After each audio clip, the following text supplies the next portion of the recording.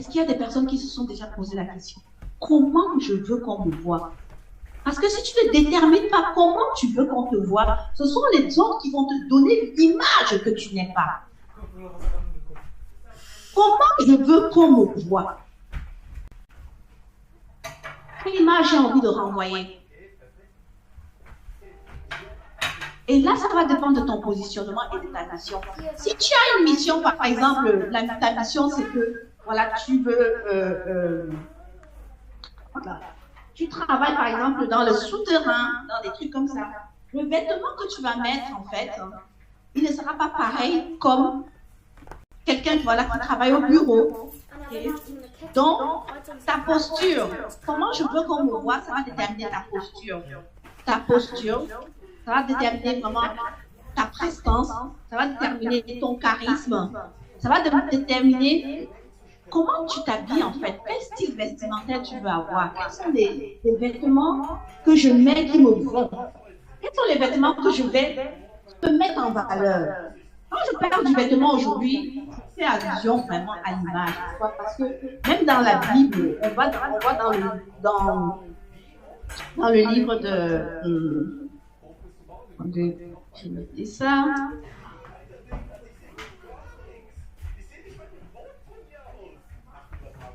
Dans le livre d'Exode, Exode 28, quand le Seigneur voulait envoyer son serviteur Aaron, il a demandé qu'on l'équipe d'un certain vêtement, Exode 28.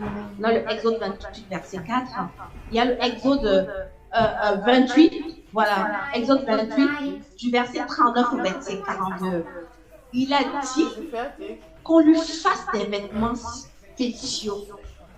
Des vêtements spéciaux pour aller en mission. Il a demandé de lui faire vraiment spéciaux en fait. C'est là je vais pas la Bible.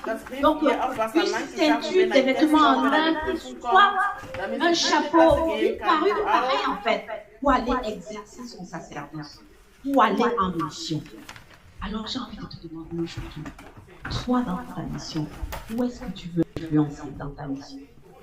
Tu veux influencer quel secteur? Est-ce que tu veux influencer ici, justement à l'hippodrome, ou tu veux influencer la ville de Reims? Ou bien tu veux influencer la France, ou tu veux influencer l'international? Est-ce que tu veux influencer le monde entier? Est-ce que la personne qui est en toi, la merveilleuse personne merveilleuse qui est en toi, veut qu'au travers de son message que Dieu a mis en lui, que le monde soit au courant que tu n'es pas né pour accompagner les autres? Est-ce qu'il y a une personne ici qui peut influencer avec son image? Est-ce qu'il y a une personne ici qui veut porter son message haut et fort?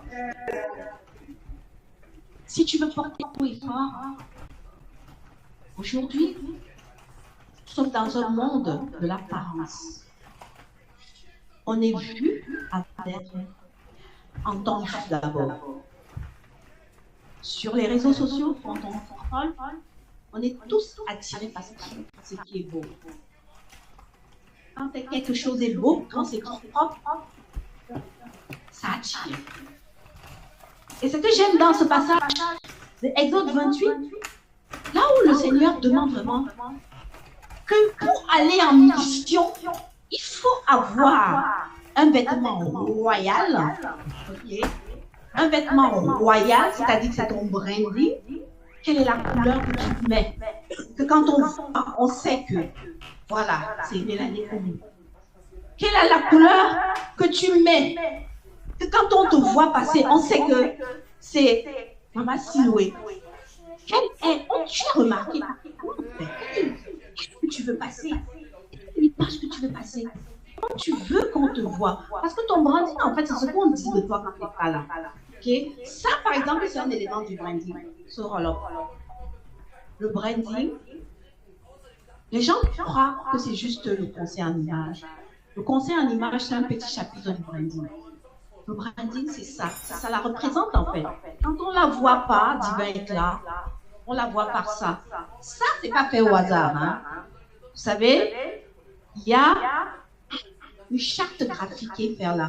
Il y a des codes couleurs qui ont été travaillées. Chaque couleur exprime quelque chose. Et quand vous regardez, c'est aligné, même avec la tenue qu'elle a mise. Est-ce que tu peux te lever, Divine Practice? Est-ce que tu peux venir ici, s'il te plaît? Et vous allez voir. Est-ce qu'on peut l'acclamer? Elle est toute élégante. Alors, regardez. Oui. C'est pas au hasard. Qu'est-ce que là?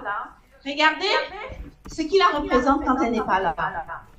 Et regardez comment elle est vêtue. C'est-à-dire que ça, on le voit sur elle. Et ce bleu-là, on le voit sur elle. Est-ce que vous voyez? Ce n'est pas un bleu pâle, c'est pas du bleu ciel. Est-ce que tu as vu ça? Est-ce que vous avez vu ça, la royauté? Merci, tu peux t'asseoir. C'est juste de vous dire que notre image a une importance. Notre image, elle représente d'abord qui on est, parce qu'on le voit. Et ce qui, comme je vous disais, ce qui plaît dans ce passage d'Exode 28, où le Seigneur a dit que voilà, qu'on le vêtit des vêtements, et qu'on doit aussi le poindre. On doit le poindre voilà, d'une manière spéciale. Ensuite, on va le sanctifier et le consacrer pour aller là.